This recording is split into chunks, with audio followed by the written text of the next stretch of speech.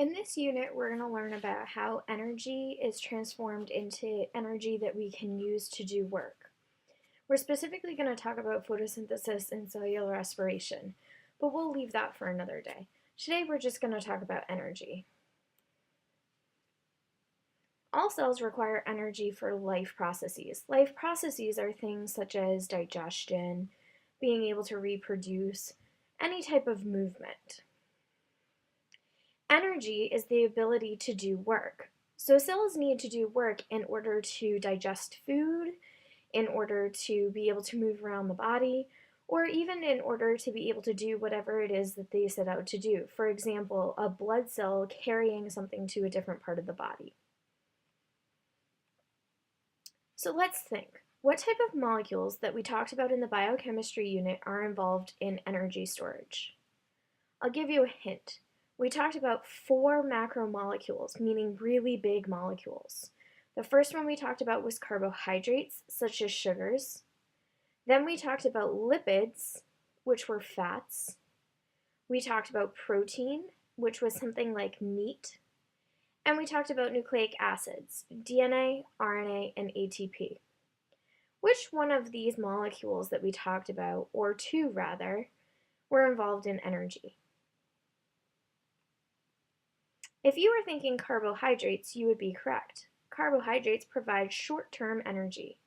This is energy that we would use quite quickly after we consume it.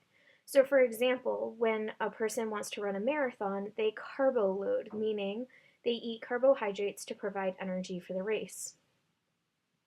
Another type of energy storing molecule we talked about was lipids. Lipids provide long-term energy. So a bear that's getting ready to go into hibernation is going to store a lot of fats or lipids in order to get him through the winter and in order to provide energy during that time. The one that we're going to focus on in this unit is ATP. And if you remember back, ATP was a nucleic acid. All I wanted you to know at the time was that it stores energy. Well, now we're going to take it to a different level. We're going to say that ATP provides immediate energy to the cell. That means energy that can immediately be used to do work. Remember,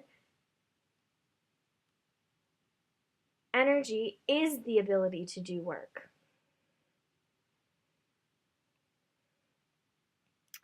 ATP, now we're going to call it adenosine triphosphate. You can remember it as ATP, but you should also know what the ATP stands for, adenosine triphosphate. It's composed of an adenine, a ribose, and 3 phosphates, triphosphate. So here you'll see an adenine, which is a nitrogenous base. You'll see a ribose, which is a sugar. And you will see 3 phosphate groups, triphosphate. It is an energy storing molecule. It only stores energy for a few minutes because remember we said it's for immediate use. And it's the source of all cell energy.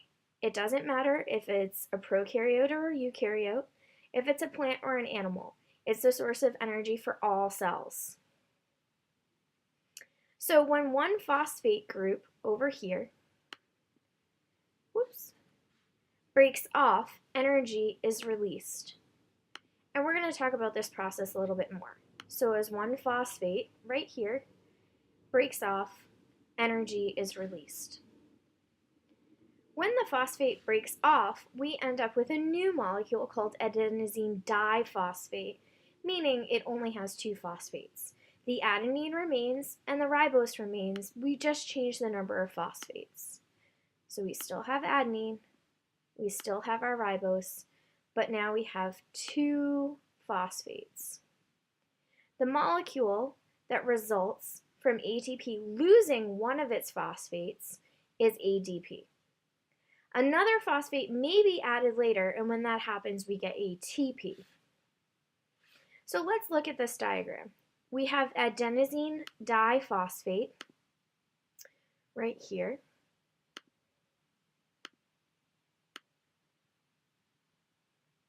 And we know that it's adenosine diphosphate because it has two phosphates. When another phosphate is added, the result is ATP. So you can think of ADP as a partially charged battery, and I believe that you need to write that down in your notes. And you can think of ATP as a fully charged battery. So ATP is energy that's ready to go. ADP is a molecule that needs to have some energy put into it to be able to be a battery that's ready to go. When we put the phosphate onto our ADP, that's when we charge our battery.